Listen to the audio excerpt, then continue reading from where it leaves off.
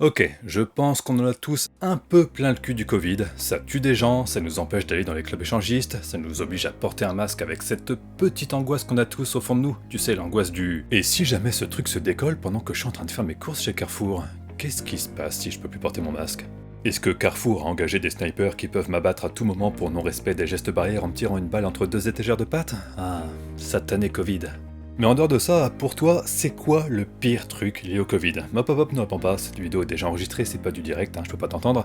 Par contre, je peux te dire ce qui me manque le plus depuis la pandémie. Les églises. À cause du Covid-19, je ne peux plus aller prier dans les églises, c'est vraiment tragique. Heureusement, il y a Pray in VR Medieval Christian Churches, et grâce à ce jeu vidéo unique, même en pleine pandémie ou en confinement, je peux continuer à louer le Seigneur. Amen.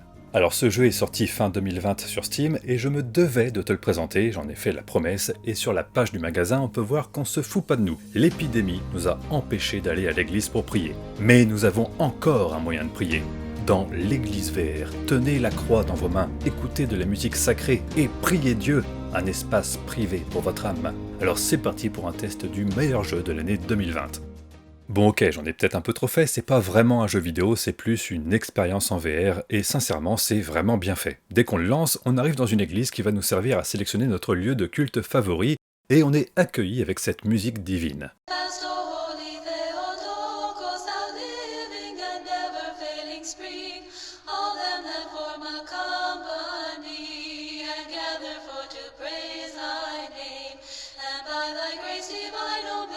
On peut alors sélectionner différentes églises, chacune offrant un environnement unique et détaillé.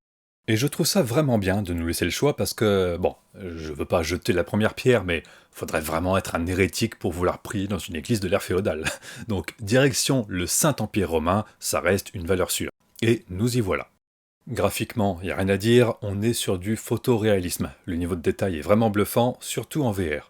Les textures sont très propres, les flammes sont très bien animées, la géométrie est plutôt détaillée. J'aime beaucoup les effets de rayons de lumière qui proviennent des vitraux, même si j'ai repéré une petite incohérence. Si de ce côté de l'église, les rayons sont orientés dans ce sens, ça veut dire que le soleil est par là, et donc l'autre côté de l'église devrait être dans l'ombre. Et pourtant, là aussi on a des rayons lumineux dans le sens contraire.